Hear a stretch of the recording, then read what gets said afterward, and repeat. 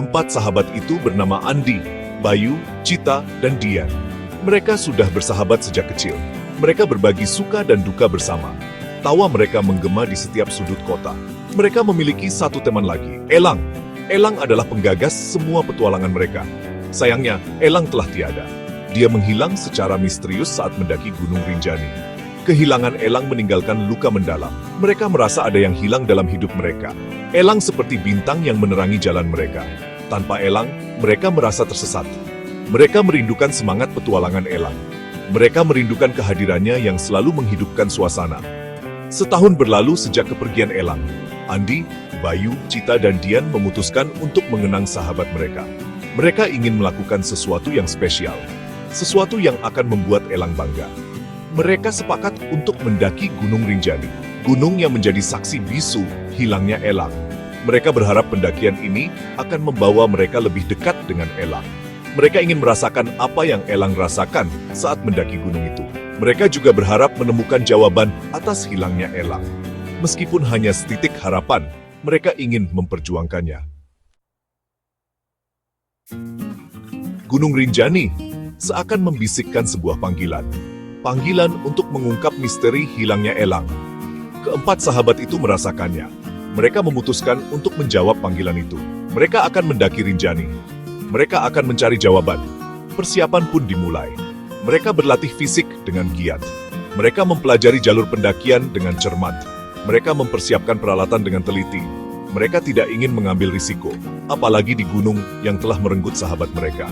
Di tengah persiapan, mereka menemukan buku harian Elang. Buku harian itu berisi catatan-catatan tentang Rinjani.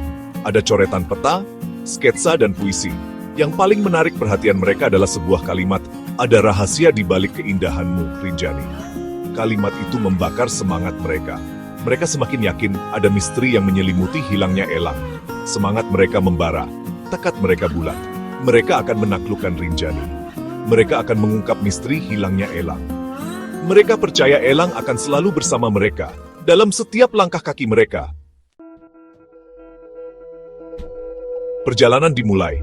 Andi, Bayu, Cita, dan Dian memulai pendakian mereka. Langkah kaki mereka mantap, semangat mereka membara. Mereka membawa kerinduan mendalam untuk Elang. Mereka membawa tekad untuk mengungkap misteri. Hutan lebat menyambut mereka. Pepohonan menjulang tinggi. Sinar matahari sulit menembus. Udara terasa lembab dan dingin. Suara serangga dan burung bersahutan. Suasana terasa magis dan misterius. Seperti memasuki dunia lain.